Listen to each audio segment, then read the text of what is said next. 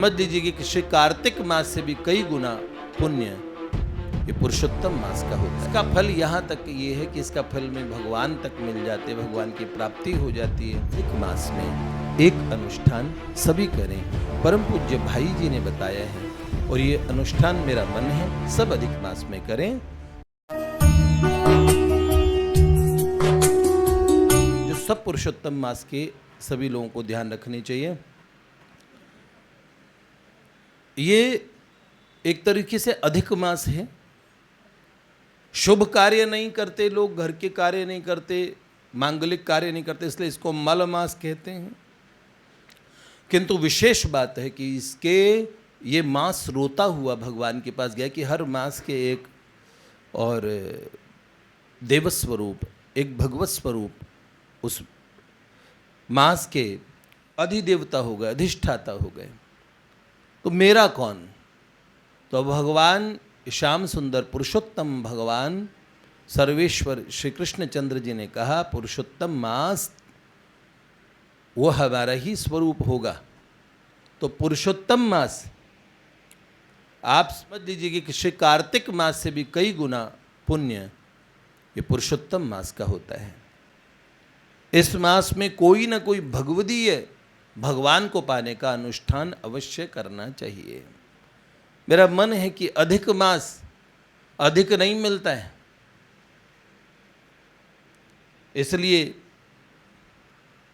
हम चाहते हैं कि अधिक मास का अधिक से अधिक लाभ लिया जाए। और ये बोलते हैं ना अधिकस्य अधिकम फलम, अधिक का अधिक फल होता है। ये बात जप के विषय में कही गई। मैं इस महीने के बारे में कह रहा हूँ अधिकस्य अधिकम फलम। इस अधिक मास का अधिक फल है और इसका फल यहाँ तक ये है कि इसका फल में भगवान तक मिल जाते, भगवान की प्राप्ति हो जाती है। इसलिए मैं चाहता हूँ कि अधिक मास का सब लाभ लें। नियमावली है, अब अधिक मास के महात्म्य की पुस्तकें अपने पास लाइब्रेरी में भी है। आप तद अनुरूप जितना आपसे बन सके उस मास में हम अधिकाधिक भजन करें, ठीक है।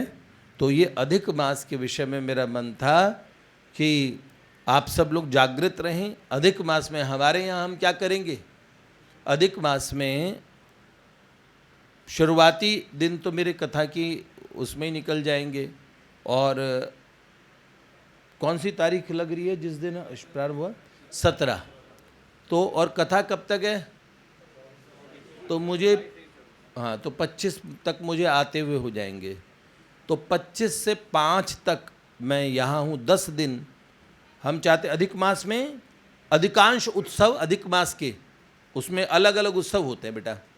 जो हम साल भर में उत्सव करते हैं ना, जन्माष्टमी की तिथि पे जन्माष्टमी मनाते हैं, श्री राधाष्टमी में राधाष्टमी के पद गाए जाते हैं, भगवान को नए नए और उनको राग भोग का, उनकी प्रसन्नता के लिए ऐसा अधिक मास में। और हमें चेष्टा करनी चाहिए अपने अपने घरों में भी। और भगवान का अगर तुलसी जी के उससे वैसे दीपदान करें तो दीपदान बहुत अच्छा है, दीपदान करना चाहिए। कार्तिक मास में जैसे करते हैं ना, वैसे दीपदान करना चाहिए अधिक मास में।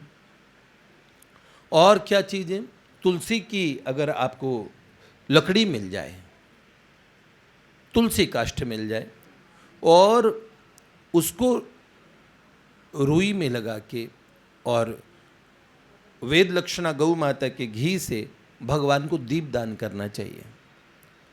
तुलसी काष्ठ का ये दीपदान अनंत अनंत गुना आपको भगवदीय कृपा को आकर्षित करने वाला है।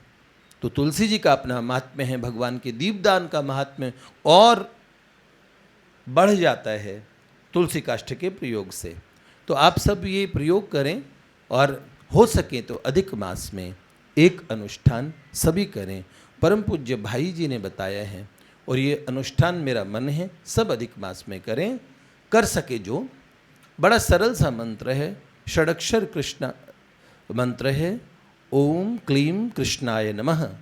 ये 1 महीने का अनुष्ठान है, रोज 50 माला कोई करें, भगवान की बड़ी सुंदर अनुभूति होती है। मुझसे एक लगभग 70 वर्ष की आयु की एक बहन जी ने पूछा, उन्होंने ये अनुष्ठान 20 बार किया था भाई जी की पुस्तक पढ़ के। और जब उन्होंने मुझे कहा कि आप अनुष्ठान बताइए, तो मैंने और उन्हें यह अनुष्ठान बताया। तो उन्होंने कहा ये मैं कई बार कर चुकी हूँ अपने जीवन काल में, कई बार। मैंने कहा एक बार मेरे कहने पे कर लीजिए मुझे। और उसके बाद उन्हें बड़ा अच्छा अनुभव हुआ, बहुत सुंदर, बहुत ही सुंदर। तो मुझे लगा कि वो एक और अनुष्ठान की किसी के मुख से भगवान कहलाने की प्रतीक्षा कर रहे थे। हम कहते हैं हमने इति कर दी। विद्यारण्य सरस्वती जी के चरित्र में आता है ना, गायत्री जी के 24 पुरुष चरण किए और फिर 12 साल लगा दिए, और उसके बाद में 25वें में संन्यास हो गया। फिर संन्यास ले लिया, कोई अनुभव ही नहीं हुआ। और 26वां भी अभ्यास पड़ चुका था अनुष्ठान करने का। 26वां शुरू किया, पहला ही मंत्र बोला, भगवती गायत्री मां दशों दिशाओं में दिव्य प्रकाश करते हुए प्रकट हो गई। वर बोलो बेटा। मां मैं तब से बुला रहा था आपको, इतने अनुष्ठान किए, मेरे को कोई अनुभव नहीं हुआ। ये जो कोई अनुभव नहीं होता, ये भी अनुभव है अगर आप दोबारा अनुष्ठान कर रहे हो। इसका मतलब कोई सत्ता आपसे करा रही है।